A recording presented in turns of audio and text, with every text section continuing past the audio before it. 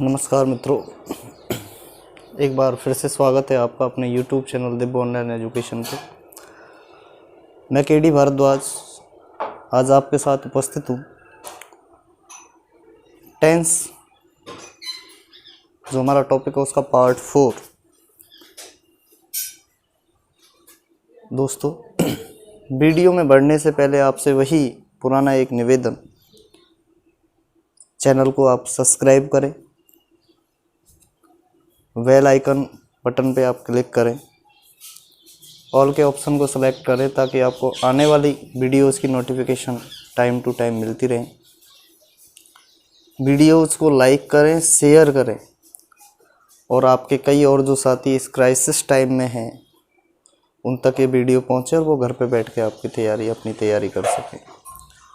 तो मित्रों, इसी के साथ आज की वीडियो ज़्यादा समय नहीं लेते हुए अपने माता पिता और गुरु के चरणों में प्रणाम करते हुए वीडियो को आगे बढ़ाते हैं। दोस्तों, हमारी बात चल रही थी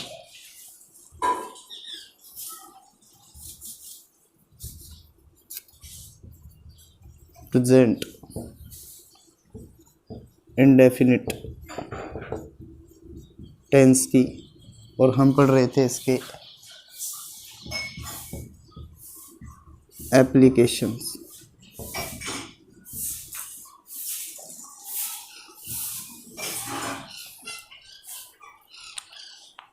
तो दोस्तों, हम बात कर रहे थे application of present indefinite time और मैंने आपको बता दिया था यूनिवर्सल ट्रूथ जितने हैं, साइंटिफिक फैक्ट जितने हैं, मैथमेटिकल फैक्ट आपके जितने हैं, इसके अलावा जनरल ट्रूथ आपके जितने हैं, वो सारे आपके आएंगे प्रेजेंट इंडेफिनिट के अंदर।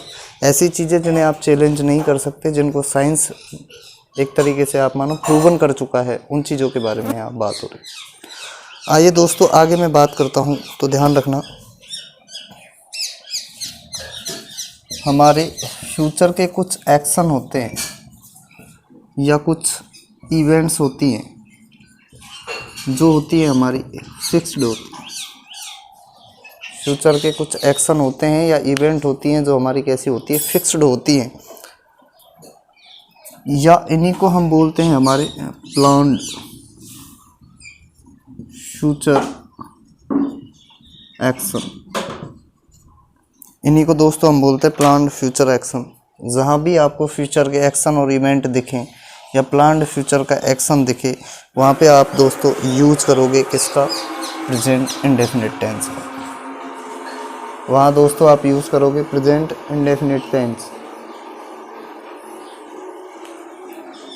तो अब आगे मैं दोस्तों बात करूँ प्रेजेंट इंडेफिनिट टेंस आप यूज करोगे। देखो कौन कौन से एक्शन हैं। ये एक्शन होते एक्चुअलिटी में फ्यूचर में है, लेकिन इनका जो इम्पैक्ट है वो प्रेजेंट के द्वारा हम प्रेजेंट इंडेफिनिट से, जैसे the CM visits RUHS, the CM visits RUHS tomorrow morning।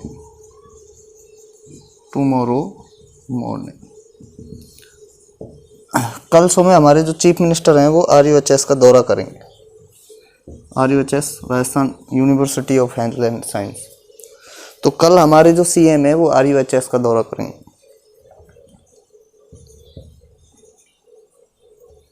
The British prime minister, the British PM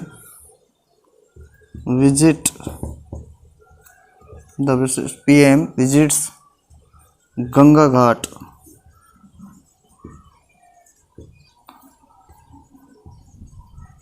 next Sunday. अगले संडे को क्या है, ब्रिटिश के जो PM है वो गंगा घाट का क्या करेंगे, निरीक्षण करेंगे या उसको घूमेंगे।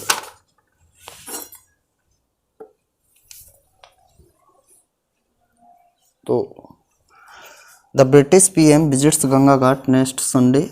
अगले संडे को क्या है, गंगा घाट का निरीक्षण करेंगे ब्रिटेन के प्रधानमंत्री।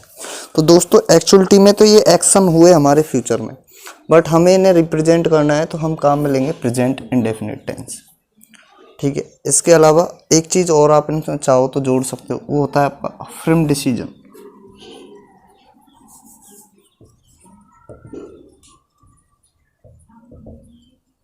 फ्रेम डिसीजन अगर आपका होगा तो वो भी इसी के अंदर आएगा।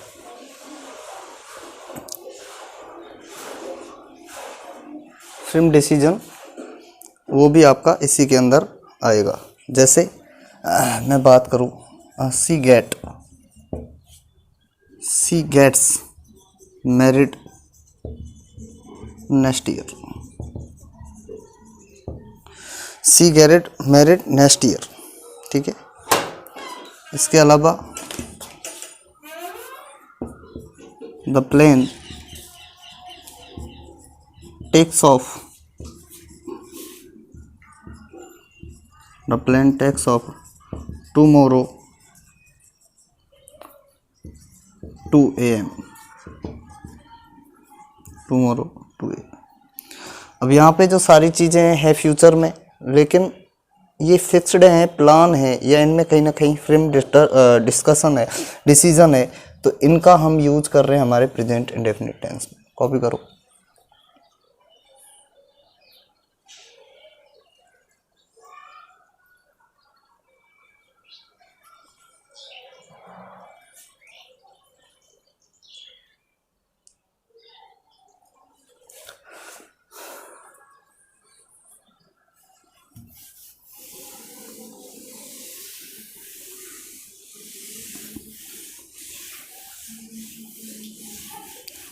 आगे नेक्स्ट बात करूं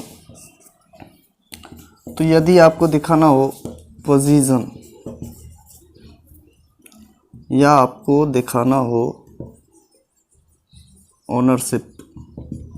दोस्तों पोजीशन और ओनरशिप दोनों का मतलब होता है स्वामित्व, ध्यान रखना।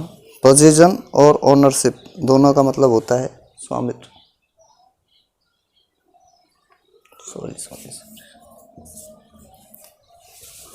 आइए, पोजीशन या ओनरशिप दोनों का मतलब होता है स्वामित्व, यानी कि कोई भी चीज़ पे अपनी दावेदारी, अपना मालिकाना हक, अपना स्वामित्व स्थापित करने के लिए अगर कोई सेंटेंस आए हैं जिनमें ये सेंस है कि वो अपना स्वामित्व स्थापित कर रहे हैं, तो ऐसे सेंटेंसेज आप जब भी बनाओगे, ऐसे सेंटेंसेज में जब भी आप एरर ढूंढोगे, ऐसे सेंटेंस में जब भी आप उसको करेक्ट करोगे, एरर को आपको हटाना है, तो आप याद रखेंगे ये सारे सेंटेंसेज आपके होंगे प्रेजेंट इंडेफिनिट में। जैसे ही ऑन्स अ प्लेशियल building,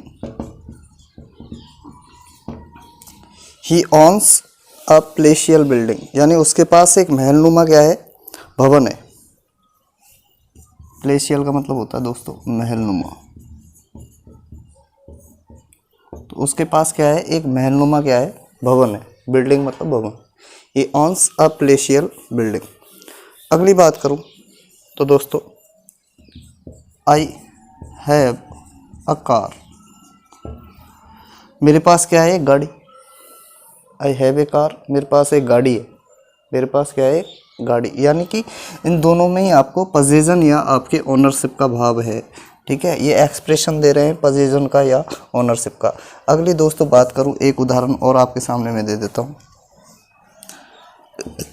he holds a powerful post, मतलब उसके पास एक पावर वाला क्या है, पद, ठीक है। ए पावरफुल पोस्ट, उसके पास एक शक्ति युक्त क्या है, पद। तो दोस्तों आपने देखा ये तीनों ही सेंटेंस जो आपके हैं, first one, second one and third one, तीनों के अंदर ही आपको पोजीशन या ओनरशिप का एक्सप्रेशन है, भाव है। तो to mention position ownership we use present indefinite tense, ठीक। कॉपी करो आप।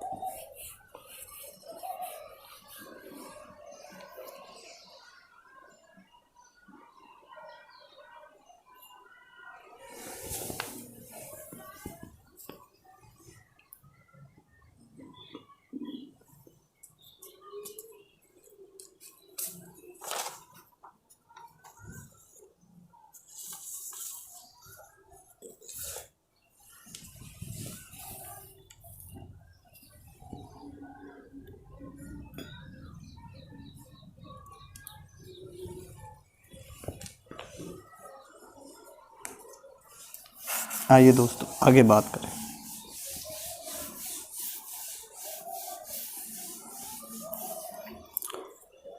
दोस्तों अब ध्यान देने की ज़रूरत क्या है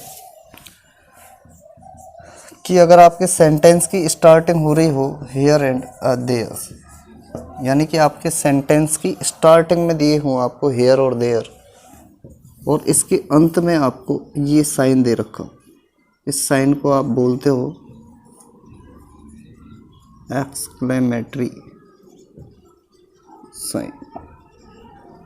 अगर ये एक्सक्लेमेटरी साइन आपको दे रखा हो तो आप ध्यान रखना, यहाँ जो वर्ब आप भरोगे वो या तो आपकी होगी वर्ब की फर्स्ट फॉर्म या आपकी होगी वर्ब की फर्स्ट फॉर्म में ऐसे।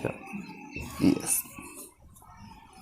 ठीक है दोस्तों, यानी कि यहाँ पे भी आपको अच्छा ये क्या है, ये एक्चुअलिटी में ऐसा लगता है इसमें काम अभी हो रहा है। अब चाहे वो काम अभी हुआ है या थोड़ी देर पहले हुआ, देखिए कैसे, हियर कम्स द बस, लो बस आ गई, अरे देखो बस आ गई, हियर कम्स द बस, बस आ गई, लो बस आ गई। अगली, there she goes, there she goes, देखो वह गई। अगली, अरे वो गई या देखो वो गई। अगली दोस्तों मैं बात करूं तो अब आप देखो, देयर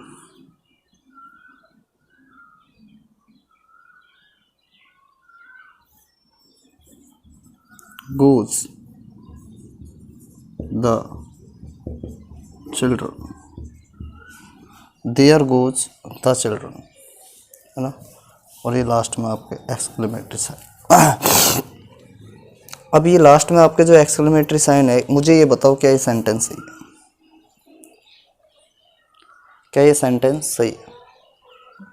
ध्यान रखना दोस्तों, ये सेंटेंस सही नहीं है, क्योंकि यहाँ जो चिल्ड्रन है वो आपका कैसा है, प्लूरल सब्जेक्ट है, थर्ड पर्सन सिंगुलर नहीं है।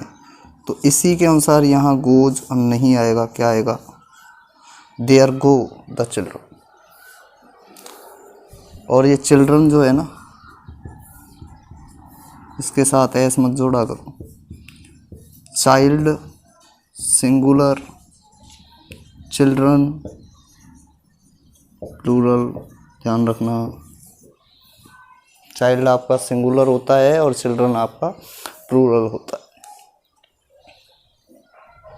कॉपी कर लो।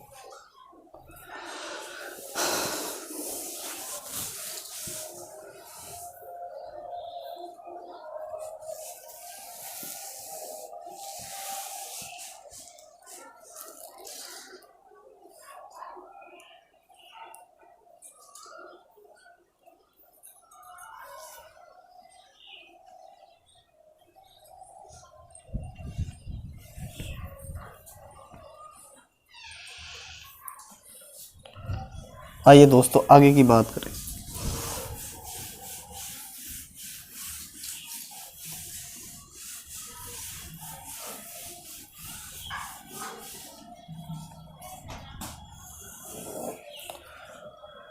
आगे और आप प्रेजेंट इंडेफिनिट का कहाँ यूज करोगे, तो आपने देखा होगा कमेंट्री, इसके अलावा series of events, series of events और कमेंट्री, ये दोनों चीज़ ऐसी होती हैं, होती तो ये लाइव है, होती तो कैसी हैं, ये लाइव हैं, लेकिन जब भी आपको इनको बताना हो, इनको बोलना हो, तब आप याद रखेंगे कि ये चीज़ें आपकी प्रेजेंट इंडेफिनिट में आएंगी, चाहे ये ऑनगोइंग चल रही हो, ठीक है। तो कमेंट्री जो होती है या सीरीज ऑफ इवेंट जो होती है वो आपकी किस में आएगी, वो आपकी आएगी प्रेजेंट इंडेफिनिट टेंस में। जैसे Rohit Sharma hits the another 6, Rohit Sharma ने एक दूसरा छक्का लगाया। रोहित शर्मा ने एक दूसरा छक्का लगाया। अगली, R Ashwin bags bags 5 wickets in this match. In this match, यहाँ तक छोड़ दो तो भी कोई दिक्कत नहीं है, आगे बढ़ाओ इन दिस मैच लिख दो तो भी कोई दिक्कत नहीं है। तो आर अश्विन को 5 और विकेट मिले। कुल मिला के आपको याद रखना है कमेंट्री सीरीज ऑफ इवेंट्स से। सीरीज ऑफ इवेंट्स आपके जो होती है ना, जैसे हॉकी की मैच चलती है ना, तो हॉकी की मैच में आपने देखा होगा Ramesh passes to the Shyam and Shyam passes to Hari and Hari makes a shot and it's goal. तो यहाँ आपके वो सीरीज ऑफ इवेंट्स हो जाती है। कहने का मतलब है वो कमेंट्री ही एक तरीके चीज़ें आपकी कमेंट्री में ही है। तो दोस्तों याद रखें, कमेंट्री सीरीज ऑफ इवेंट्स जो भी हैं वो आपकी प्रेजेंट इंडेफिनिट टेंस के अंदर ही आती है। आइए अब आगे की बात करें।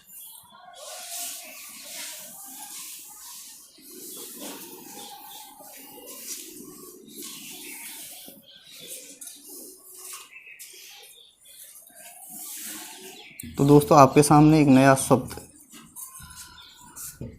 Imperative sentence.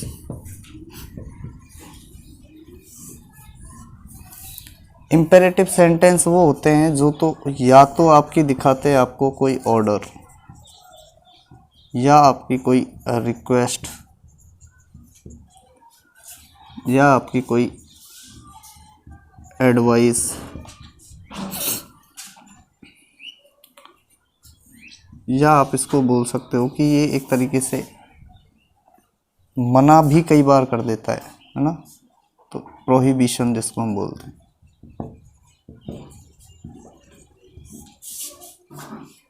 ठीक है, तो जो इम्पेरेटिव सेंटेंस हैं इनको स्टार्ट करने के लिए,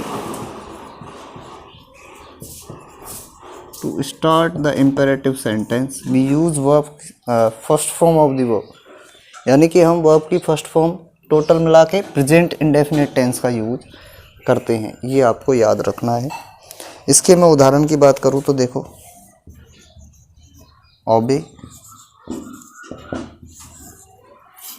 ओबे यूअर एल्डर्स, अपने से बड़े का आज्ञा का पालन करो, उनकी बातें मानो। अगली है never tell a lie, never tell a lie, झूठ मत बोलो, है ना। किसी को हम क्या सजेशन, अच्छा इसमें एक चीज़ और जोड़ो, बिल्कुल नई चीज़ आ गई, सजेशन भी इसमें आप रख सकते हो। अगली नेवर टेल ए लाई, झूठ मत बोलो।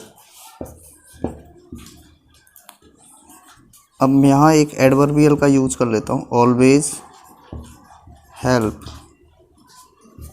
द पुअर्स, हमेशा गरीबों की मदद करो। तो यहाँ देखो ओबे यूअर टीचर्स, यहाँ आपको एक ये ऑर्डर भी हो सकता है, ओबे यूअर एल्डर्स, ये आपको एडवाइस भी हो सकती है, आपको सजेशन भी हो सकता है। नेवर टेल ए लाई, कभी झूठ मत बोलो, नेवर टेल ए लाई, झूठ मत बोलो या झूठ नहीं बोलनी चाहिए, तो ये आपका एक सजेशन हो गया, ये आपकी एक एडवाइस हो गई। ऑलवेज हेल्प द पुअर्स, लोगों की मदद करो, ये आपका सजेशन भी हो सकता है और ये आपके लिए रिक्वेस्ट भी हो सकती है।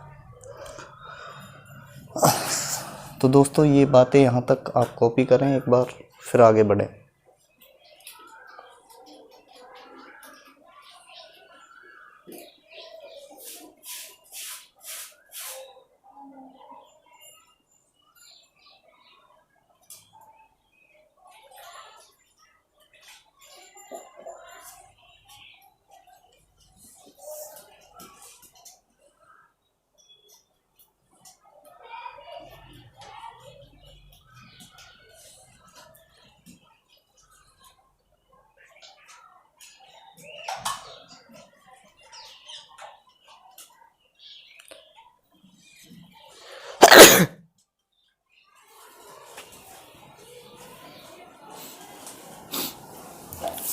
आइए दोस्तों आगे की बात करते हैं।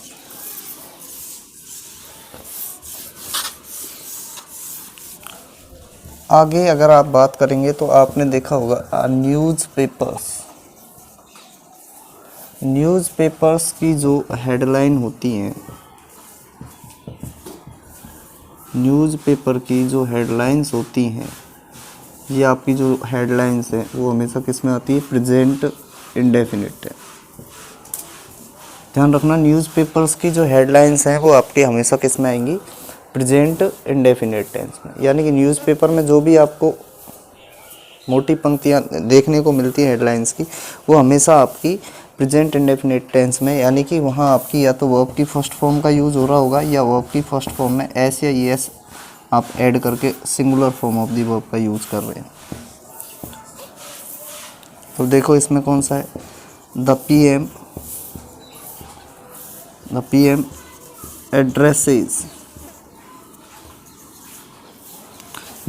addresses the election rally. The PM addresses the election rally.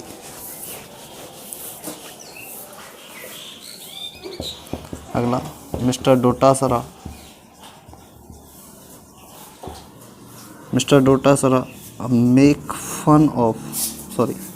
makes fun of teachers. श्रीमान डोटासरा ने अध्यापकों का मजाक बनाया, है ना। तो ये आपके न्यूज़पेपर की जो हेडलाइंस हैं, जो हेडिंग्स हैं, इनको आप हेडलाइंस बोल सकते हो, इनको आप हेडिंग्स भी बोल सकते हो।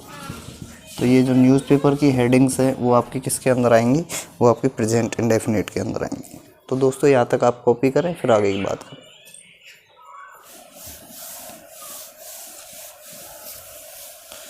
यहाँ आपको एक स्ट्रक्चर का ध्यान रखना पड़ेगा, और वो स्ट्रक्चर होगा आपका subject plus no plus how to plus verb की first form plus other word.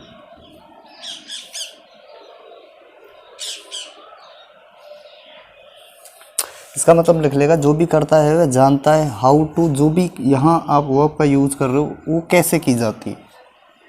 ठीक है, ये इन्फॉर्मेशन दे रहा है कि मैं ये जानता हूँ, काम नहीं कर रहा है यहाँ भी, ये केवल जानता है, इन्फॉर्मेशन दे रहा है कि मैं जानता हूँ कि ये काम कैसे किया जा सकता है। जैसे I know how to swim, मैं जानता हूँ कि तैरा कैसे जाता है। अब यहाँ ये काम थोड़ी कर रहा है तैरने का, बोलते टाइम कहीं ये तैर नहीं रहा, ये केवल एक इन्फॉर्मेशन दे रहा है कि मैं जानता हूँ तैरा कैसे जाता है। I know how to teach English. जैसे कभी आप टीचर से बोल दो ना कि सर ये आपने थोड़ा गलत पढ़ा दिया, ये हो गया तो हो गया, मुझे मत सिखा, मैं जानता हूँ अंग्रेजी कैसे पढ़ाते हैं, है ना। तो ये जो आपका यहाँ जो स्ट्रक्चर है ये आप याद रखोगे कि यहाँ आपको V1 का यूज़ करना। अच्छा, एक चीज़ और ध्यान रखना भाई, टू के बाद हमेशा V1 आती है, टू के बाद हमेशा V1 ही आती है, ये चीज़ आप कंफर्म रखें। टू के बाद हमेशा V1 आती है, और इसको ही हम क्या बोलते हैं? इन्फिनिटिव। इसको ही हम क्या बोलते हैं? इन्फिनिटिव। ठीक है, तो ये भी आप कंफर्म रखें, टू के बाद हमेशा बी आती है, इसी को हम क्या बोलते हैं? इन्फिनिटिव बोलते हैं।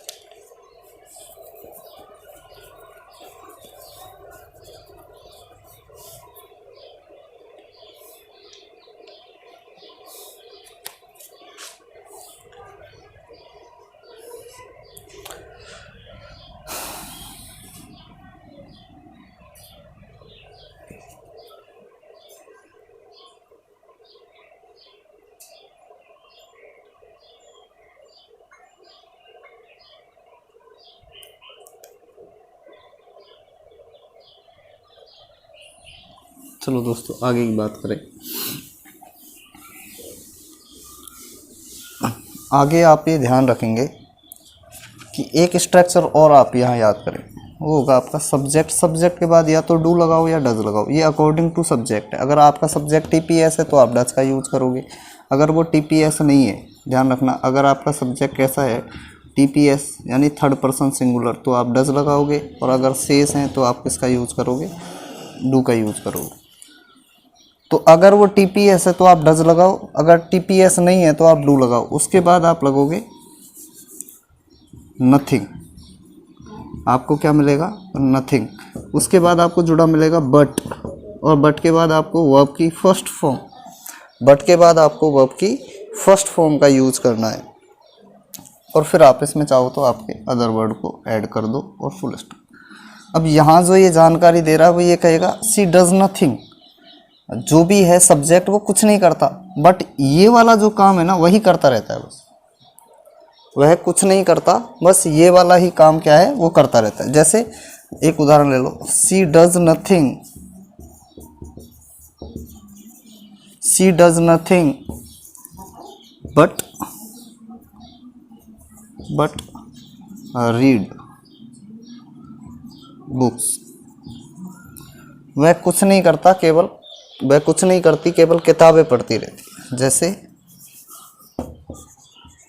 दे do nothing but make fun of other. वे कुछ नहीं करते, केवल दूसरों का मजाक बनाते रहते। तो ये वाला स्ट्रक्चर भी आपको याद रखना है। दोस्तों मैंने दो स्ट्रक्चर दिया। पहले स्ट्रक्चर में मैंने बताया आपको कि सब्जेक्ट, और सब्जेक्ट के बाद में आपको लगाना है नो, उसके बाद में आपको लगाना है हाउ टू, उसके बाद में आपको वर्ब की फर्स्ट फॉर्म और अदर वर्ड का। यहाँ दूसरा जो मैंने दिया आपको स्ट्रक्चर वो था आपका सब्जेक्ट डू या डज में से एक लगाओगे, उसके बाद नथिंग बट वर्ब की फर्स्ट फॉर्म और अदर वर्ड। इसका मतलब जो ये सब्जेक्ट है वह कुछ नहीं करता बट ये वाला काम करता रहता है। इसका मतलब था वह कुछ नहीं, वह जानता है हाउ टू, किस प्रकार से ये वाला काम किया जाए। तो दोनों में ही केवल कोई एक्शन नहीं है, ध्यान रखना, ना तो इसमें एक्शन है ना आपके इसमें एक्शन है, दोनों में ही एक्शन नहीं है। ये केवल आपकी इन्फॉर्मेशन है, और इसी इन्फॉर्मेशन के कारण ये आपके किस में गए, प्रेजेंट इंडेफिनिट।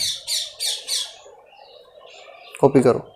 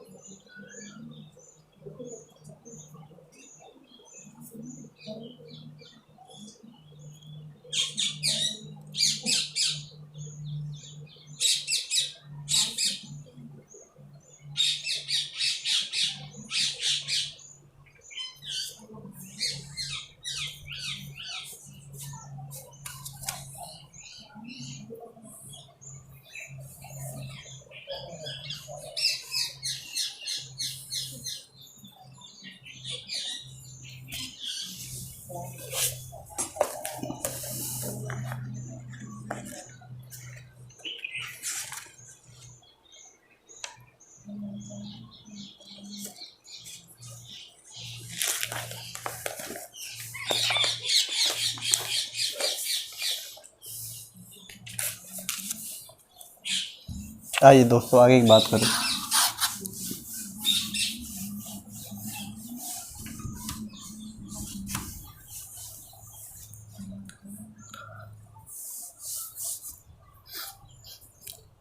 इसका यूज करते हैं टू मेंशन, प्रेजेंट इंडेफिनिट का यूज करोगे मेंशन करने के लिए किसको, इसी को आप आपकी हैबिट बोलोगे, इसी को आपका आप रूटीन वर्क बोलते। यहाँ हैबिट से इसको चाहो तो आप हैबिचुअल एक्शन बना सकते हो, इसी को आप आपकी हॉबी भी बना सकते हैं। तो हैबिट या रूटीन वर्क को अगर आपको कहीं दिखाना हो तो आप यूज करोगे किसका, प्रेजेंट इंडेफिनिट का। जैसे काऊ गिव्स अस मिल्क, अब ये गाय का रोजाना का काम है कि वो हमें दूध देती है, तो ये आपका रूटीन वर्क हो गया, है ना। जैसे आई गो टू मार्केट डेली, ठीक है। या आप चाहो तो ऐसे जोड़ लो, एवरी डे, ठीक है।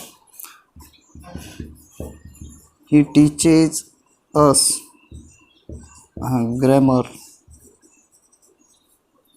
एवरी वीक, वह प्रत्येक सप्ताह हमें क्या पढ़ाता है, व्याकरण पढ़ाता है। तो दोस्तों सीखने वाली बात क्या है कि हैबिचुअल एक्शन या हैबिट में भी हम किसका यूज करते हैं, प्रेजेंट इंडेफिनिट का यूज।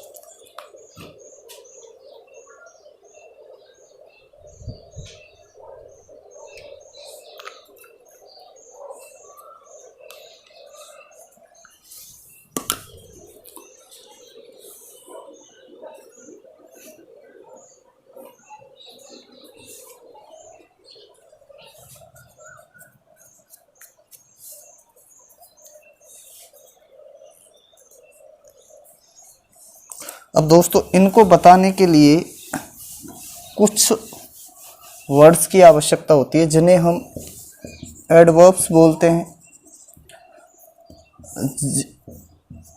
जिन्हें हम कीवर्ड्स बोलते हैं, जिन्हें हम एडवर्बियल वर्ड्स बोलते हैं। अब वो वर्ड्स हमारे कौन कौन से हैं, देखो वो वर्ड्स हमारे कौन कौन से। तो इनको बताने के लिए हम किन का यूज करेंगे, हम करेंगे कीवर्ड्स का। इनको बताने के लिए जिसको हम बोलते हैं एडवर्ब्स का यूज, ठीक है। और ये एडवर्ब्स टाइम को रिप्रेजेंट करते हैं। देखो कौन कौन सी चीज़ें आ जाओ, एक है आपकी always, ever, when ever, usually, repeatedly,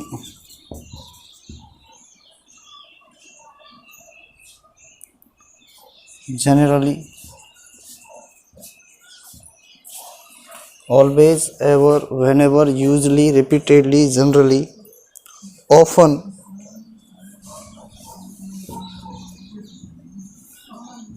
frequently। इसके अलावा आपकी never, seldom, never, seldom, rarely, rarely, scarcely. तो यहाँ आपके always, ever, whenever, usually, repeatedly, generally, often, frequently, never, seldom, barely, rarely, scarcely. इसके अलावा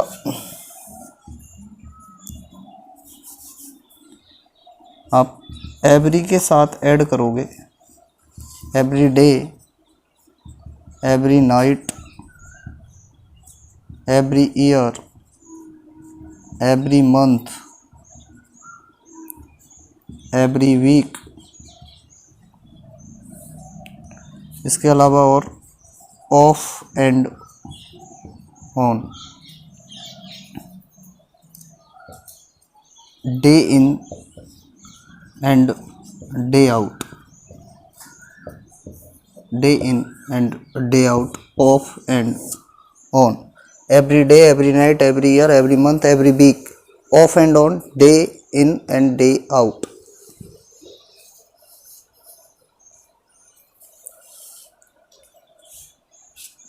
यहाँ आप एवरी में और चाहो तो ये आपके जोड़ते चले जाओ, मॉर्निंग हुआ, इवनिंग है, नून है, आफ्टरनून है ना। अब याद रखना दोस्तों, यहाँ तक के जो आपके वर्ड हैं, always, ever, when ever, usually, repeatedly, generally, often, frequently, never, seldom, barely, rarely, scarcely, ये आपके जो वर्ड हैं वो ध्यान रखना आप लगाओगे हमेशा वर्ब से पहले। और ये वाले जो वर्ड हैं ये आप लगाओगे सेंटेंस के एंड में। तो always, ever, whenever, usually, repeatedly, generally, often, frequently, never, seldom, barely, rarely, scarcely, इनका यूज करोगे आप कहाँ, वर्ब से ठीक पहले। और सेंटेंस के लास्ट में आपको यूज करना है every day, every night, every year, every month, every के साथ जो भी जोड़ो, of and on, day in and day out, इनका आप यूज करते रहो।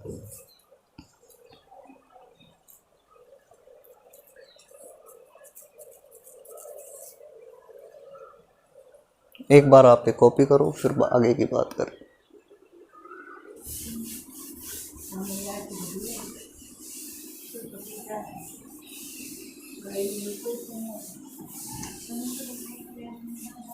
आइए दोस्तों इनके कुछ उदाहरण सॉल्व करते हैं। जैसे देखो, he is playing cricket always. He is playing cricket always। Second आपका करो आप, she is telling her childhood story।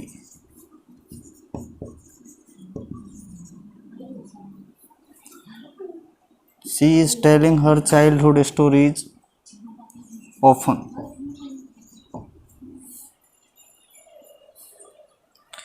अगली दोस्तों मैं बात करूं तो they are not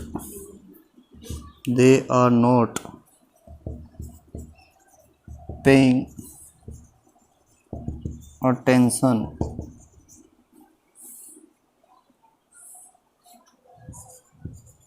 generally on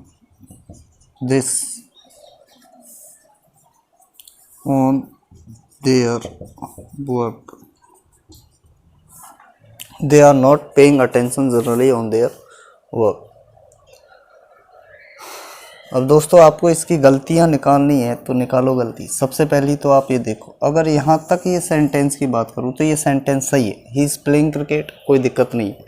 लेकिन जैसे हम ऑलवेज की ओर आते हैं तो आपको पता है ऑलवेज जो एक्सपेक्ट हमें दिखाता है, जो एक्सप्रेशन देता है, वो देता है हमारे सामने हैबिचुअलिटी का, हैबिचुअल एक्शन, या जिसको आप बोलते हो हैबिट। तो ऐसी कंडीशन में हम क्या करें, जब ये हैबिट का ही आ गया तो ये ध्यान रखना है कॉन्टीन्यूस तो हो नहीं सकता, यानी कि ये हमारी कहीं ना कहीं क्या मिलेगी हमें, इन्फॉर्मेशन। तो ये भी गलत और ये भी गलत। यहाँ आप लिखोगे ही प्लेज, पहली गलती। दूसरी आपकी, मैंने कहा था ऑलवेज जो है एडवर्बियल वर्ड वो वाक्य के अंत में नहीं आता, वो आता है आपके वर्ब से ठीक पहले। तो ध्यान रखना ये ऑलवेज आपका यहाँ से कहाँ आएगा, यहाँ, ही ऑलवेज प्लेज क्रिकेट। अगली आ जाओ, इसकी बात करते हैं। She is telling her childhood stories, यहाँ तक ये सेंटेंस बिल्कुल ठीक है। लेकिन जैसे ही ऑफन आता है तो हमें पता है ऑफन वह कीवर्ड है जो हमें प्रेजेंट इंडेफिनिट की ओर हमारा इशारा करता है। तो ऑफन आने के कारण आपका यहाँ ये गलत और ये गलत। जब ये दोनों गलत तो क्या करें, तो सी के हिसाब से हम क्या करेंगे, यहाँ सी टेल्स, क्योंकि सी आपका कौन सा है, TPS, थर्ड पर्सन सिंगुलर, तो उसके हिसाब से हमने क्या कर दिया, टेल्स। अब ध्यान रखना दोस्तों, दूसरी चीज़ हमें जो सुधारनी है वो क्या, ऑफन आपका अंतिम बिल्कुल एंड में नहीं आ सकता, तो यहाँ आपका ऑफन आएगा। तो ऑफन आएगा आपका कहाँ, वर्ब से ठीक पहले। तो she often tells her childhood stories.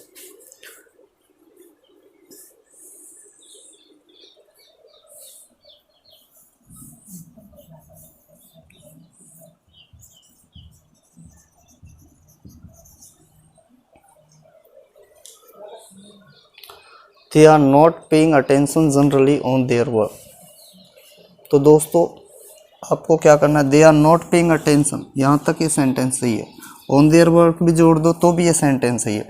लेकिन जैसे ही हमारे सामने ये जनरली आया, हमें पता लगा जनरली मतलब एक हैबिट की बात हो रही है।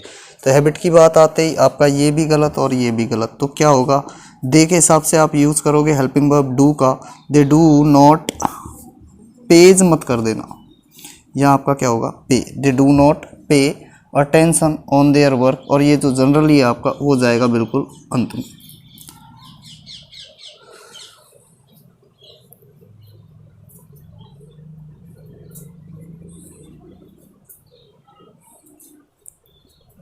आइए दोस्तों और आगे थोड़ी सी बातचीत करें।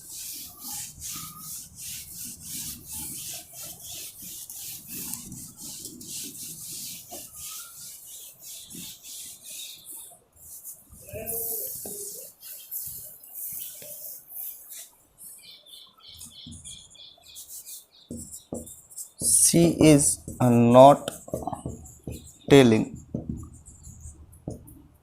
lie rarely।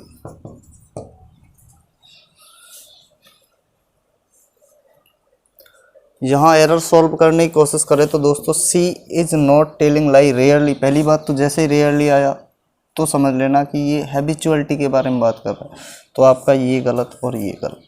तो अब आप क्या करें, डज नॉट टेल ये करें,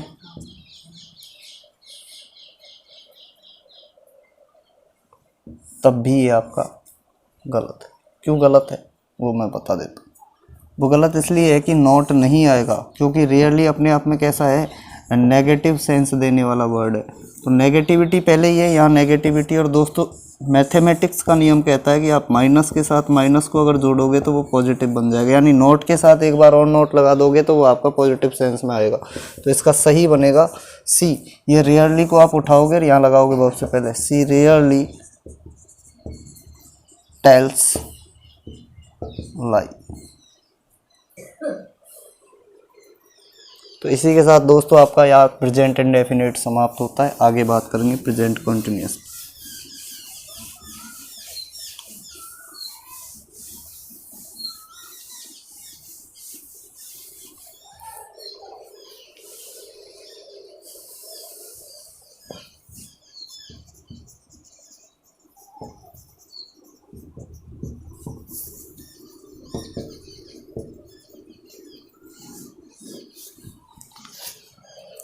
अब दोस्तों समझने वाली चीज़ समझो आप, यहाँ प्रेजेंट आपका शो कर रहा है। देखो मैं इनसे सबसे दो एरो बनाता हूँ। एक प्रेजेंट पे भी 2 एरो, कॉन्टिन्यूस पे भी आपकी 2 एरो।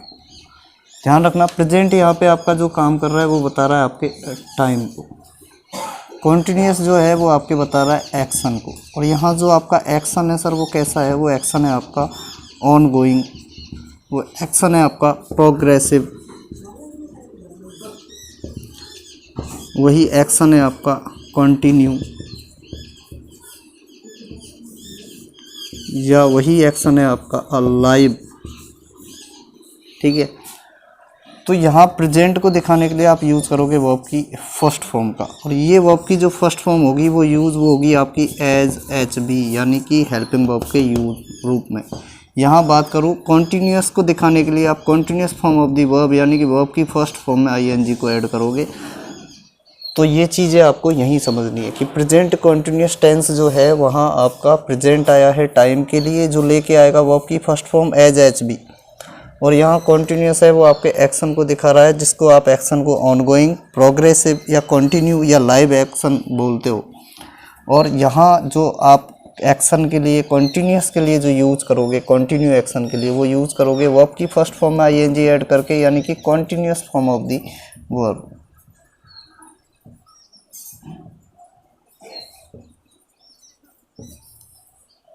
तो दोस्तों यहाँ तक की चीज़ें आपकी समझ में आ गई। अब मैं बात करता हूँ, आप लोग जब आइडेंटिफिकेशन पढ़ते थे तब पढ़ते थे रहा है, रही है, रहे हैं।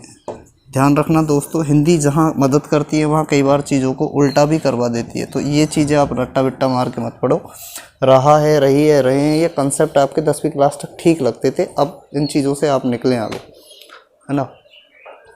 अगर कोई 10th का स्टूडेंट पढ़ रहा है तो उसके लिए ठीक है, स्कूल लाइफ में ये ठीक है, क्योंकि स्कूल लाइफ में जो बाइलिंगुअल स्टेट्स होते हैं जहाँ हिंदी को एज ए सेकंड लैंग्वेज पढ़ाया जाता है, और जैसे आप और एक चीज़ बता दूं, जहाँ टीचर्स भी आपके हिंदी में ज़्यादा यूज करते हैं, वहाँ आपके ये ठीक है।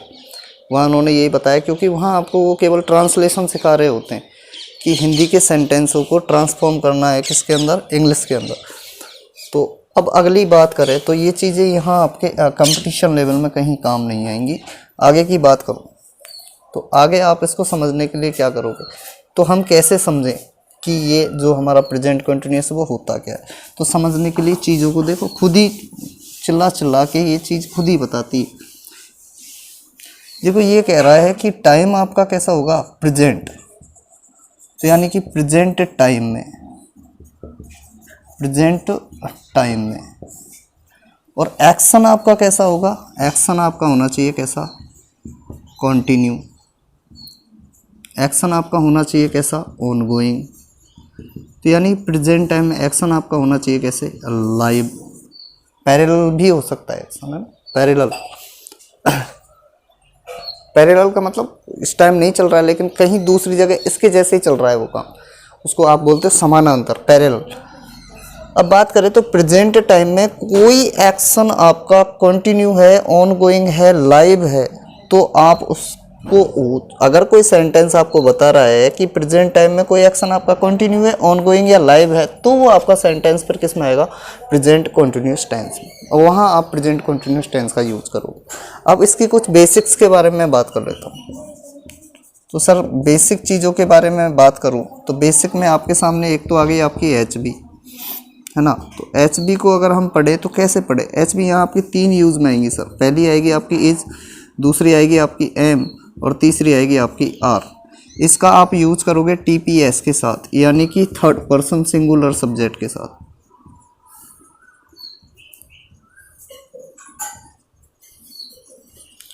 एम का आप यूज करोगे आई के साथ, और आर का यूज करोगे आप सेस के साथ, जिसको आप बोल सकते हो अदर्स, है ना। तो यहाँ आप एम का यूज करोगे आई के साथ, आर का यूज करोगे अदर्स के साथ। कौन से अदर्स के साथ, TPS और आई को छोड़ के आप सेस के साथ अदर्स लगाओगे। इसमें कौन कौन से बच्चे वो देख लो आप, ये आपका यू है, वी है, दे है, और कोई नाम है, और वो नाम कैसा होना चाहिए, मोर देन वन, यानी कि प्लूरल होना चाहिए। वो कैसा होना चाहिए, प्लूरल नेम होना चाहिए आपका, है ना, नाउन का हो सकता है। तो बेसिक में आप HB के बारे में बात कर रहा हूँ। HB आपकी 3 आएंगी, इज, एम और आर। इज का आप यूज़ करोगे थर्ड पर्सन सिंगुलर सब्जेक्ट के साथ। थर्ड पर्सन में ही, सी, इट और एक सिंगल नेम आपका आता है। ही, सी और एक single name, he, she, it, एक सिंगल नेम। अच्छा, वो सिंगल नेम आपके नाउन का हो सकता है। एम की बात करूँ वो आई के साथ आता है, केवल आई के लिए एम को यहाँ रखा गया है। आर की बात करूँ तो सेस के साथ आर आप यूज़ करोगे। सेस में आपके यू, वी, दे और एक से ज़्यादा यानी प्लूरल नाम बच गए आपके, प्लूरल नेम, है ना। अब बात करें सर, हर जगह हम जब पढ़ेंगे ना, तो आप आगे जब पढ़ोगे तो आपको केवल 2 ही HB पढ़ाई जाएंगी कि आप TPS के और उसके साथ ये करो और सेस के साथ। तो आई के लिए स्पेसिफिक रूप से एम क्यों रखा गया। जब आप शिक्षण शास्त्र पढ़ते हो, जब आप पेडागोजी पढ़ते हो, तब एक लाइन शिक्षण शास्त्र में आपको पढ़ाई जाती है, चाहे वो शिक्षण शास्त्र किसी का भी हो, चाहे वो आपकी सब्जेक्ट का हो, जैसे कि सोशल साइंस का हो, मैथमेटिक्स का हो या साइंस का हो, चाहे वो आपकी लैंग्वेज का हो, चाहे हिंदी का हो, चाहे उर्दू का हो, चाहे संस्कृत का हो, है ना, चाहे इंग्लिश का हो। वहाँ आपको एक चीज़ ज़रूर पढ़ाई जाएगी, प्रत्येक विषय और प्रत्येक भाषा।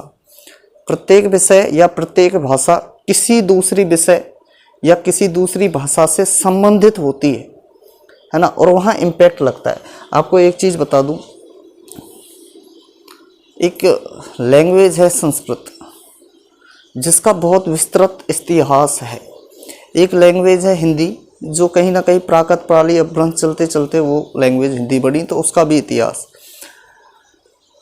और उर्दू का अपना खुद का इतिहास है। इसी तरीके से हमारी अंग्रेजी का हमें कहीं हिस्ट्री नहीं मिलती, कि केवल उत्पत्ति के बारे में पता है कि उसके कुछ शब्द हैं जो लैटिन से लिए गए हैं। यहाँ तक कि आपको चौंकाने वाली चीज़ ये भी बता दूं आपको कि अंग्रेजी के बहुत सारे शब्द संस्कृत भाषा से लिए गए, तो संस्कृत भाषा पे डिपेंडेड है हिंदी। अच्छा, एम को क्यों लिया गया, ये आपको समझने के लिए थोड़ी सी हिंदी व्याकरण के बारे में बात करनी पड़ेगी। जैसे सर यहाँ है एक वचन बहुवचन कर्ता, यानी कि सिंगुलर सब्जेक्ट और प्लूरल सब्जेक्ट, वैसे ही हिंदी में भी आपके सिंगुलर को बोलते हैं एक वचन कर्ता और प्लूरल को बोलते हैं बहुवचन कर्ता। अब आपको एक चीज़ बता दूं, ये सब्जेक्ट वर्ब एग्रीमेंट सिंटैक्स जिसको बोलते हैं, जो सब्जेक्ट वर्ब एग्रीमेंट है ना, यानी कि सब्जेक्ट की सेटिंग किसके साथ, वर्ब के साथ, है ना, सब्जेक्ट की सेटिंग किसके साथ, वर्ब के साथ करवाना, ये जो चीज़ें हैं वो केवल ऐसा नहीं है कि वो इंग्लिश ग्रामर के अंदर ही हो, वो आपकी हिंदी ग्रामर के अंदर भी एज वेल एज हैं और संस्कृत ग्रामर के अंदर भी एज वेल एज है। तो वहाँ क्या करते हैं, वो भी कहते हैं कि एक वचनकर्ता के साथ आप जो क्रिया लगाओगे, यानी कि सिंगुलर सब्जेक्ट के साथ आप जब रखोगे तो आपकी वर्ब भी कैसी होनी चाहिए, सिंगुलर। और अगर प्लूरल सब्जेक्ट के साथ आप अगर वर्ब का यूज कर रहे हो तो वो वर्ब भी आपकी कैसी होनी चाहिए, प्लूरल। यानी कि एक वचनकर्ता के साथ एक वचन क्रिया और बहुवचनकर्ता के साथ बहुवचन क्रिया। तो इन चीज़ों को समझाने के लिए जब हिंदी में भी इसकी ज़रूरत पड़ी, अब आप देखना मैं कुछ वर्ड्स की यहाँ पे बात करूँगा, ये आप कॉपी कर लेना आराम से।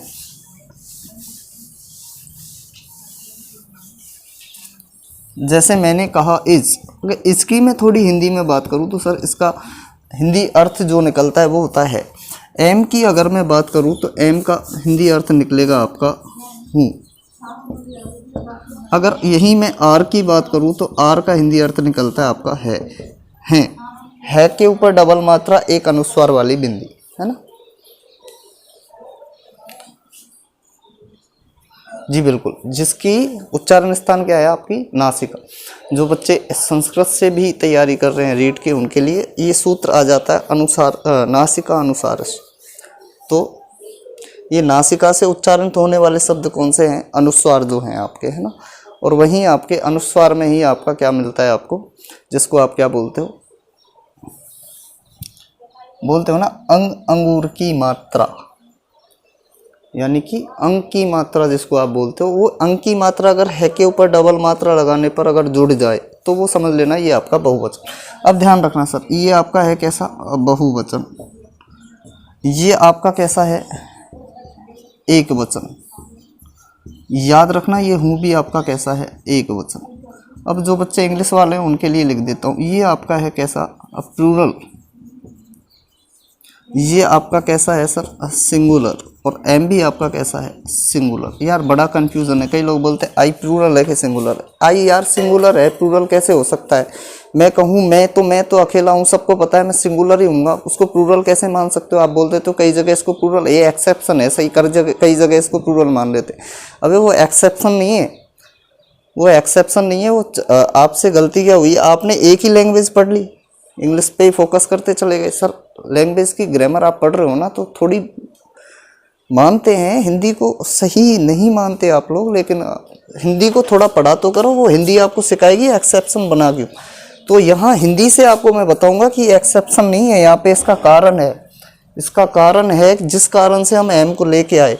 अब देखो मैं इसकी बात करूं, अब मैं एक चीज़ की और भी बात कर लेता हूं, मैं बात कर लेता हूं आई की। आई को हिंदी में बोलते हैं मैं। तो ये तो हमारी सारी वर्ब हो गई तीनों। अब मैं आपका हो गया क्या, कर्ता, जिसको आप अंग्रेजी में क्या बोलते हो सर, सब्जेक्ट। ठीक है, जिसको आप क्या बोलते हो, सब्जेक्ट। ये भी ध्यान रखना आपका कैसा है, एक वचन, यानी कि सिंगुलर। ये भी कैसा है आपका, सिंगुलर। तो ये भी आपका सिंगुलर है। अब सर नियम तो ये कहता है अकॉर्डिंग टू द नियम of subject, according to the rule of subject verb agreement, यानी कि सिंटैक्स के नियम के अनुसार या सब्जेक्ट वर्ब एग्रीमेंट के रूल के अनुसार तो हम बात करें तो हम कहते हैं कि एक वचनकर्ता के साथ आप एक वचन क्रिया का यूज करो, यानी कि सिंगुलर सब्जेक्ट के साथ हमेशा क्या लगाओगे आप, सिंगुलर वर्ब। तो इसके अनुसार तो ये होना चाहिए कि आई के साथ आप क्या लगाओ, इज, आई इज, और फिर लगाओ वर्ब की फर्स्ट फॉर्म में ING, I is eating food.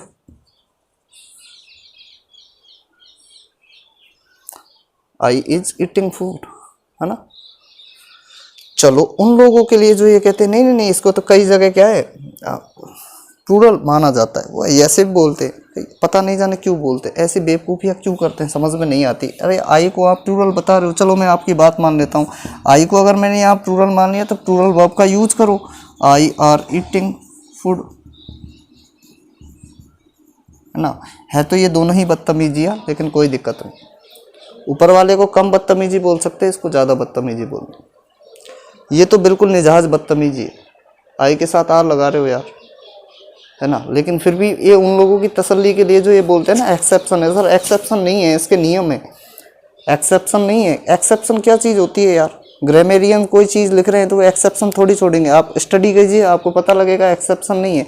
Language आपने क्या है सर, देखो टीचिंग को मैं ये मानता हूँ, टीचिंग प्रोफेशन ऐसा होता है जिसमें सारी जो आपके प्रोफेशंस होते हैं ना, उनकी कहीं ना कहीं थोड़ी ही मानो लेकिन सारी चीज़ें थोड़ी थोड़ी सारी प्रोफेशंस की होती है।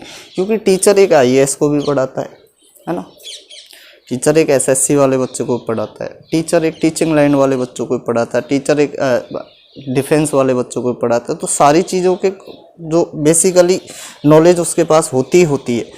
अब देखो सर, मैं इनकी थोड़ी सी अब आपके एक्सेप्शंस की थोड़ी धज्जियाँ उड़ा लेता हूँ, जो ये बोलते हैं ना एक्सेप्शन से और बच के निकल जाते हैं। एक्सेप्शन कुछ नहीं है, आ जाओ मैं समझाता हूँ क्या एक्सेप्शन है। इसको समझने के लिए थोड़ी हिंदी ग्रामर आपको पढ़नी पड़ेगी, और हिंदी ग्रामर का यहाँ पे आपको थोड़ा यूज, मैं ये नहीं कहता कि हिंदी ग्रामर इंग्लिश में इंटरप्ट करती है, नहीं ऐसा कुछ नहीं है, लेकिन कई जगह ऐसी होती है जहाँ आपको चीज़ों को समझने के लिए हिंदी ग्रामर को सीखना पड़ेगा। सर दिमाग की घंटी बजानी पड़ेगी, आ जाओ तो दिमाग की घंटी बजाते हैं दोस्तों। और अगर ये आपको चीज़ अच्छी लगे ना तो यार 1 लाइक तो मेरा बनता है ना, 1 लाइक तो दे ही देना। आई इज ईटिंग फूड का मैं थोड़ा हिंदी अर्थ करता हूँ, तो मैंने कहा मैं खाना खा रहा है, मैं खाना खा रहा है। अगर मैं आई आर ईटिंग फूड का करूँ तो मैं कहूँगा मैं खाना खा रहे हैं। अब यहाँ आई प्रोनाउन नहीं बचा, बिल्कुल ध्यान रखना, यहाँ आई प्रोनाउन बचा ही नहीं। ये कह रहा है आई नाम का एक व्यक्ति है, वो खाना खा रहा है। ठीक, एक बार बोल के देखना यार, मैं खाना खा रहा है, मैं खाना खा रहे हैं। तो आप जब इसको हिंदी में बोलते हो ना, तो हिंदी अनुवाद के अनुसार, हिंदी ग्रामर के अनुसार ये चीज़ें गलत हो जाती हैं। तो उन चीज़ों से बचने के लिए, उन चीज़ों से बचने के लिए कौन सा लेके आए सर, एम लेके आए। अब आप आई के साथ एम लगाओ, आई एम ईटिंग फूड। तो आई यानी मैं, ईटिंग खाना, फूड यानी खाना, ईटिंग यानी खा रहा, एम यानी हूँ, और मैं खाना खा रहा हूँ। अब लगा लो आप, ये बिल्कुल बता रहा आई मैं खाना खा रहा हूँ, ये स्पीकर की ओर इंडिकेशन कर रहा है। तो समझ में आई बात सर। चीज़ों को समझने के लिए आपको थोड़ा सा क्या है, हिंदी को भी समझना पड़ेगा, संस्कृत को भी समझना पड़ेगा। और आप लोगों की कुछ ऐसी दोस्तों प्यार मोहब्बत वाली बातें हैं कि मुझे तीनों ही ग्रामर का ज़्यादा नहीं तो थोड़ा थोड़ा तो नॉलेज इतना तो है कि मैं आपके सामने जो एक्सेप्शंस ये बताते जा रहे हैं ना, उन एक्सेप्शंस का मैं खंडन करता चलूँगा कि एक्सेप्शंस कुछ नहीं है, दूसरी लैंग्वेज में कोई विकार उत्पन्न ना हो जाए इस चीज़ को बोलते समय। तो हम क्या करें, तो हम इसके लिए, अच्छा ग्रामेरियंस ने जो लिखी थी ना ग्रामर, वो सर एसएससी के लिए थोड़ी लिखी थी। ग्रामेरियन ने वो जो ग्रामर लिखी थी वो एसएससी के लिए थोड़ी, ऐसे थोड़ी एसएससी के लिए स्पेशल ग्रामर आती है या यूपीएससी के लिए स्पेशल ग्रामर आती है, ऐसा कुछ नहीं था। ग्रामेरियन जब लैंग्वेज लिख रहे थे, ग्रामर लिख रहे थे, उस समय उनका जो स्तर था वो सोचने का, उनको पता था कि कक्षा 1 से ही हमें इंग्लिश अधिकतर जगह पे पढ़ाना शुरू कर देते हैं। तो यहाँ जहाँ सेकंड लैंग्वेज के रूप में पढ़ाई जाती है, वहाँ भी कक्षा 1 से ही पढ़ रहे हैं यार। संस्कृत को जाके हम 6वीं क्लास से पढ़ते हैं, 6th स्टैंडर्ड में जब जाते हैं तब वहाँ 3rd लैंग्वेज के रूप में इसको पढ़ा जाता है, लेकिन इसको तो सेकंड लैंग्वेज के रूप में हम पढ़ते जा रहे हैं, है ना। तो उन्होंने तो बच्चों के हिसाब से बनाई थी। अब बच्चों का काम क्या है, बच्चों के लिए तो वो चीज़ें आपको इंग्लिश में भी पढ़ानी है और वो चीज़ें आपको हिंदी में भी एम्पलीफाइड करनी है, तो उसके लिए उन्होंने ये चीज़ें निकाली थी। तो सर ये एक्सेप्शन वगैरह की जो गोली मीठी आप बच्चों को देते हो ना, वो बंद कर दो। एक्सेप्शन नहीं है ये, एक्चुअलिटी में चीज़ ये है। तो आपको ये चीज़ें समझ में आई होंगी। मैं एक बार दोबारा समझा देता हूँ। देखो आई के साथ एम क्यों लेके आए, इज लगा देते, अगर इसको सिंगुलर मानते तो और आ लगा देते, क्योंकि अधिकतर लोग कहते हैं सर ये आई अपवाद है, ये कहीं जाके सिंगुलर बन जाता है, कहीं जाके प्लूरल बन जाता है। अब वही अपवाद का खंडन करने के लिए मैं आपको चीज़ें समझाता हूँ। देखो इज का जब हिंदी अर्थ निकालते हो ना तो है, और ध्यान रखना इज यहाँ वर्ब है, आर भी यहाँ वर्ब है, एम भी यहाँ वर्ब है। इज जो वर्ब है वो आपकी सिंगुलर यानी एक वचन है, आर जो वर्ब है वो आपकी हैं का अर्थ देती है, बहुवचन यानी प्लूरल वर्ब है। एम जो है वो हूँ का अर्थ देती है, सिंगुलर है, ध्यान रखना सिंगुलर वर्ब है। आई का हिंदी अर्थ होता है मैं। अब इन्हीं को मैं एक एक का यूज करके सेंटेंस बनाना शुरू करूँ तो आई इज ईटिंग फूड, इसका हिंदी अर्थ होगा मैं खाना खा रहा है, क्योंकि यहाँ इज का मतलब क्या है तो मैं खाना खा रहा है। तो ये तो हिंदी के एक तरीके से उच्चारण के हिसाब से उच्चारण अशुद्धि हो गई ना एक तरीके से, तो ये खत्म है ना। यहाँ आई आर ईटिंग फूड मैं कहूँ तो मैं खाना खा रहे हैं, यहाँ भी ये प्रोनाउंसिएशन की कुछ हिंदी लैंग्वेज के अंदर दिक्कत हो जाती है, तो ये भी खत्म। अगली बात करूँ आई एम ईटिंग फूड मैं खाना खा रहा हूँ, अब ये बिल्कुल सही बैठ गया। तो हिंदी उच्चारण में, हिंदी व्याकरण में, हिंदी भाषा में कोई विकृति उत्पन्न ना हो तो ग्रामरियन ने बड़ी सोच समझ के ये चीज़ें रखी थी। एक्सेप्शन के नाम पे इस चीज़ को टालना आप बंद कर दें, ये टालने की बात नहीं है। चीज़ों को समझो, हिंदी ग्रामर का थोड़ा पोर्शन आपको पढ़ना पड़ेगा, क्योंकि मैंने बार बार मैं कह रहा हूँ कुछ शब्द हिंदी की, कुछ शब्द इंग्लिश ग्रामर के आपकी संस्कृत लैंग्वेज से लिए गए हैं, और संस्कृत लैंग्वेज पे ही हमारी जो है वो आपकी हिंदी आधारित है, बेस्ड है ना। तो ये चीज़ें आप ध्यान रखेंगे। तो सर यहाँ तक की बातें हो गई। अब मैं बात करूँ, आपको कहूँ मेन वर्ब का आप कहाँ यूज़ करेंगे, कैसे यूज़ करेंगे, तो सर मैंने मेन वर्ब के बारे में आपको पहले ही बता दिया, यहीं लिख दिया। कॉन्टीन्यूस में आप वर्ब की फर्स्ट फॉर्म में आईएनजी का यानी कॉन्टीन्यूस फॉर्म का यूज़ करेंगे। चाहो तो आप इसको नोट करके भी लिख सकते हो कि दुनिया में कोई सा भी कॉन्टीन्यूस टेंस हो, कॉन्टीन्यूस में आप हमेशा यूज़ करोगे वर्ब की फर्स्ट फॉर्म में क्या जोड़ोगे, आईएनजी, है ना। और एक चीज़ और यही नोट कर लो, दुनिया का कोई सा भी परफेक्ट टेंस हो, परफेक्ट में आप वर्ब की थर्ड फॉर्म यानी perfect form of the verb या past participle form of the verb का यूज़ करें। ठीक है दोस्तों, आज की कक्षा यहीं तक। कल हम इसकी बेसिक्स से आगे चल के थोड़ी एडवांस लेवल पे, कल पहले थोड़े बेसिक्स के एग्जाम्पल सॉल्व करेंगे, उसके बाद हम हमारी एडवांस लेवल पे बात करेंगे। तो दोस्तों आज की वीडियो आपको कैसी लगी कमेंट ज़रूर दें, आपकी राय ज़रूर दें, और इज़ेमार की बात आपके दिमाग में आ जाए तो ठीक है, नहीं आए तो मुझे वापस कमेंट करना, मैं दोबारा समझाऊंगा ये चीज़। लेकिन समझो सर ये बोलते हैं ना एक्सेप्शन है, यार एक्सेप्शन नहीं है, हो सकता है एक जगह एक्सेप्शन हो, आप उसको दूसरी लैंग्वेज से जोड़ने की तो कोशिश करो एक बार, है ना। सारी चीज़ें आप इंग्लिश में तो नहीं बोलते, कई चीज़ें हिंदी ऐसी है जो इंग्लिश में ही है, जैसे स्टेशन है उसका कोई हिंदी अर्थ नहीं निकलता, प्लेटफॉर्म है उसका कोई हिंदी अर्थ नहीं निकलता, बस को बस ही बोलते, तो हिंदी वाले तो बोलते नहीं हम तो बस को बस नहीं बोलेंगे, हम तो कुछ और ही बोलेंगे। तो ऐसा नहीं है, लैंग्वेज एक दूसरे से कनेक्टेड हैं, ये आपको तब पता लगेंगी जब, ऐसे नहीं है आप एसएससी की तैयारी करें तो आपको इंग्लिश, एसएससी की आपने तैयारी कर ली तो आप इंग्लिश बड़े अच्छे, सर एसएससी एक अलग चीज़ है, लेकिन टीचिंग मेथड पढ़ना, टीचिंग लाइन में जाना, वहाँ आपको ये चीज़ें सीखना, वहाँ आपको ये पहली लाइन यही सिखाई जाती है। जब कोई भी लैंग्वेज या कोई भी सब्जेक्ट का जब शिक्षण शास्त्र पेडागोजी पढ़ाया जाता है तो यही चीज़ सिखाई जाती है कि प्रत्येक विषय, प्रत्येक ऑल सब्जेक्ट्स एक दूसरे से कनेक्टेड हैं। तो एक सब्जेक्ट को समझने के लिए आपको दूसरी सब्जेक्ट का सहारा कहीं ना कहीं लेना पड़ता है। तो दोस्तों इसी के साथ आज की हमारी कक्षा यही समाप्त होती है। अगर आपको वीडियो पसंद आए तो लाइक करना दोस्तों, वीडियो को इतना शेयर करना कि एक्सेप्शंस की तो धज्जियाँ उड़ी जाए, है ना।